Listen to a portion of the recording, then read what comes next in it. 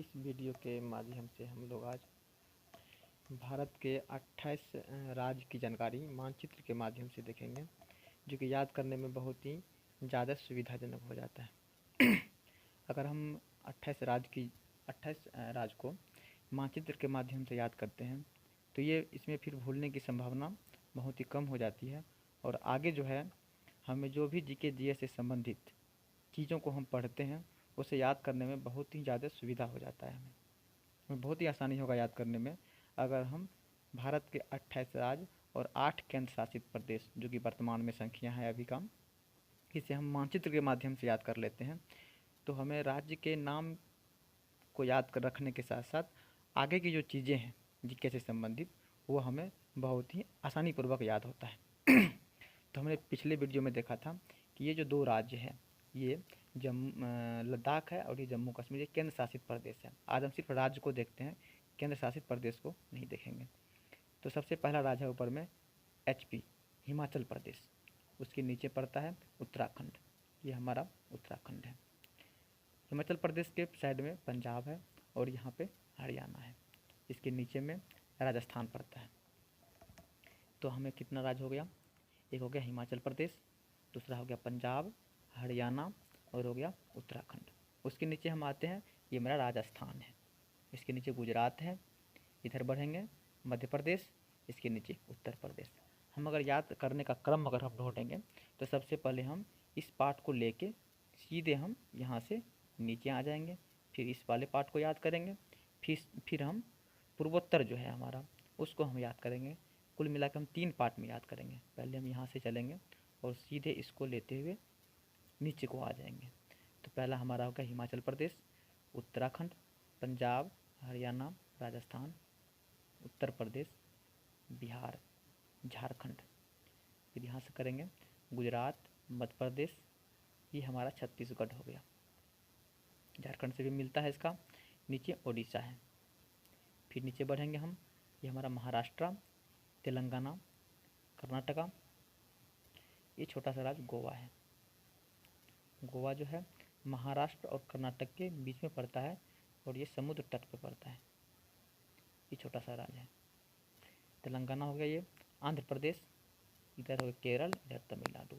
केरल की सीमा देखिए यहाँ से जो मिलता है, इसको ध्यान देना है कि केरल जो हमारा ये श्रीलंका है, ये तमिलनाडु के नीचे है ना। और ये केरल साइड में पड़ता है। इधर ये हमारा अरब सागर है, ये अंडमान इसमें पड़ता है। इसमें केरल है, इधर या तमिलनाडु है। एक पार्ट हमारा सीधा याद हो गया। ये हिमाचल प्रदेश, ये हमारा उत्तराखंड है। इधर चाइना पड़ता है, इसका सीमा इससे मिलता है, हिमाचल प्रदेश से मिलता है और उत्तराखंड से मिलता है। ये पंजाब है, हरियाणा है और इस बीच में यहाँ पे दिल्ली था और चंडीगढ़ था। एक केंद्र शासित प्रदेश है जो कि हम पिछले वीडियो में देख चुके थे। इसको इसमें याद नहीं करेंगे हम, इसमें सिर्फ हम राज्य को याद करेंगे जिसकी संख्या कितनी है वर्तमान में? 28 रह गई है। तो हो गया हिमाचल प्रदेश, उत्तराखंड, पंजाब, हरियाणा, राजस्थान, उत्तर प्रदेश, या ये है बिहार। इसके नीचे पड़ता है झारखंड, जो कि झारखंड बिहार से ही अलग होकर बना था। इधर आपका हो गया उड़ीसा, छत्तीसगढ़, मध्य प्रदेश। ये मध्य प्रदेश जो है ये भारत के बीचों बीच में पड़ता है, इसीलिए इसे मध्य प्रदेश कहा जाता है, मतलब बीच का प्रदेश। देख रहे हैं आप, मानचित्र के माध्यम से आप देख रहे होंगे कि लगभग जो मध्य प्रदेश है ये भारत के मानचित्र के बीच में है। गुजरात इधर हो गया, महाराष्ट्र, तेलंगाना, ये गोवा महाराष्ट्र और कर्नाटक के बीच में पड़ता है। ये भी क्वेश्चन कई बार पूछा हुआ है कि गोवा किस 2 राज्य के बीच में स्थित है? तो महाराष्ट्र और कर्नाटका। इसमें कभी कभी गुजरात दे देता है, कर्नाटक गुजरात दे देगा, महाराष्ट्र गुजरात दे देगा, महाराष्ट्र कर्नाटका दे देगा, कर्नाटका केरल दे देगा, क्योंकि ये सभी राज्य समुद्र तट के किनारे पड़ता है और गोवा के आसपास में है। इसीलिए कंफ्यूज करने के लिए हमको देता है। तो हमें याद रखना है कि महाराष्ट्र और कर्नाटक के बीच में क्या है? गोवा है।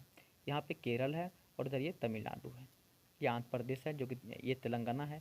तो तेलंगाना जो है ये आंध्र प्रदेश से अलग होकर ये बना है और ये झारखंड बिहार से अलग होकर बना था।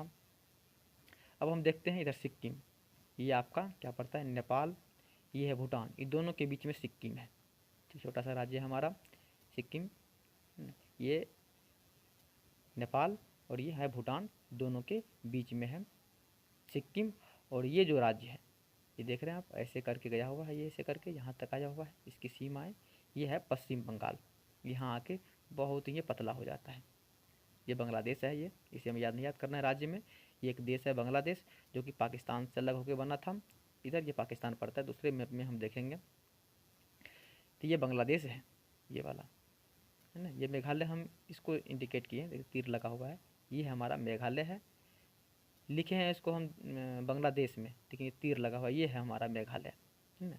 पश्चिम बंगाल जो है यहाँ से शुरू होके ऐसे करके ये यहाँ तक आया हुआ है पश्चिम बंगाल। ये देख रहे हैं आप, ये पतली रास्ता होके आता है। तो ये बंगाल का ये बिहार हमारा है, इससे देखिए सीमा मिल गया। और पश्चिम बंगाल देखिए ऐसे करके गया हुआ है, तो झारखंड से भी सीमा मिल गया। और ये पश्चिम बंगाल यहाँ तक आया हुआ है, तो असम से भी इसका सीमा मिल गया, है ना। इधर देखते हैं, ऊपर से याद करेंगे, ये दोनों को छोड़ देंगे, इधर से याद करेंगे। अरुणाचल प्रदेश यहाँ तक आया हुआ है, यहाँ से शुरू होके ऐसे करके नीचे पतला हो जा रहा है, यहाँ तक आया हुआ है। ये अपना नागालैंड है ना। ये है मणिपुर, ये आपका है मिजोरम, और ये है त्रिपुरा। इसे त्रिपुरा इसलिए कहा जाता है क्योंकि 3 तरफ से ये बांग्लादेश से घिरा हुआ है। किधर किधर हम देखेंगे, इधर देखिए ये बांग्लादेश, ऐसे करके ये नक्शा जो है ये जो है ये बांग्लादेश का है। तब ये त्रिपुरा है, इधर से घुस गया ये, तो इधर से बांग्लादेश, इधर से सीमा मिलकर बांग्लादेश का। फिर इधर नीचे भी बांग्लादेश का क्षेत्र है ये, तो नीचे से भी बांग्लादेश से मिल गया, और इधर से भी ये बांग्लादेश से हमारा मिल गया। और ये जो राज्य है आपका, ये आसाम का है। आसाम देखिए यहाँ तक आया हुआ है। तो ऊपर से ये किससे मिला हुआ है, त्रिपुरा आसाम से मिला हुआ है, और 3 तरफ से इधर इधर इधर ये मिला हुआ है, किससे, ये बांग्लादेश से। इसीलिए इसे त्रिपुरा कहते हैं, क्योंकि 3 तरफ से ये बांग्लादेश से घिरा हुआ है। ये भी पूछा जाता है, क्वेश्चन ऐसे पूछा हुआ, कई बार रेलवे में क्वेश्चन पूछा हुआ है, एसएससी में क्वेश्चन पूछा हुआ है कि त्रिपुरा को त्रिपुरा क्यों कहा जाता है, क्योंकि ये 3 तरफ से किससे घिरा हुआ है, बांग्लादेश से घिरा हुआ है। ये आपका मेघालय है, यहाँ पे सबसे अधिक वर्षा होती है, मेघालय है ना। इसीलिए इसके मेघ मतलब बादल होता है, आलय का मतलब होता है घर, मतलब बादलों का घर, इसे मेघालय कहा जाता है, क्योंकि यहाँ पे सबसे अधिक वर्षा होती है। जो कि चेरापूंजी में होता था पहले, मासिन राम में हुआ करता था वर्षा अधिक, लेकिन जो मासिन राम और चेरापूंजी दोनों मेघालय में ही पड़ता है। अगर हमें राज्य पूछता है तो मेघालय होगा, सबसे ज़्यादा वर्षा होता है, इसीलिए इसका नाम ही पड़ा मेघालय। तो बहुत सारे राज्य ऐसे हैं जिसके नाम में ही उसका अर्थ छुपा हुआ है।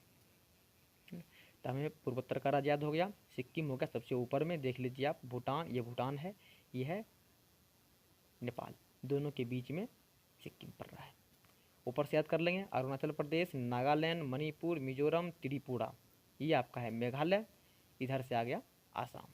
तो पूर्वोत्तर में सबसे बड़ा राज्य देख लीजिए आप क्या है, इधर में अरुणाचल प्रदेश तो है ही सबसे बड़ा, है ना। दूसरा उसके बाद हो जाता है आपका आसाम हो जाता है। क्षेत्रफल से ही लग रहा है, देख लीजिए यहाँ से लेकर ऐसे करके ये नीचे यहाँ तक आया हुआ है असम, ये आपका है अरुणाचल प्रदेश। देखिए यहाँ तक इसका एरिया फैला हुआ है। इस तरह से हमें भारत के कुल 28 राज्य की जानकारी इस वीडियो में मिलता है।